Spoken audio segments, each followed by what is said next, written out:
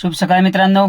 तर आज आपली ट्रिप आहे भीमाशंकरची आणि भीमाशंकरला आपण असं भरपूर वेळेस आलोय, पण आता एक नवीन कस्टमर घेऊन नवीन उमेदीने तुमच्या आशीर्वादाने आणि आपल्या शिवशंभू यांच्या इच्छेने आज परत एकदा आपल्याला बुकिंग भेटली, म्हणून आपण परत एकदा भीमाशंकरला ट्रिप घेऊन आलोय.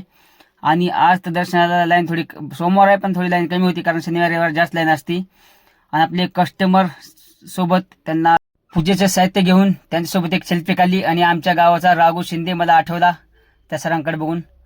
तर बघा मित्रांनो, आता पुढे एक आपली किती लाईन आहे मोठी.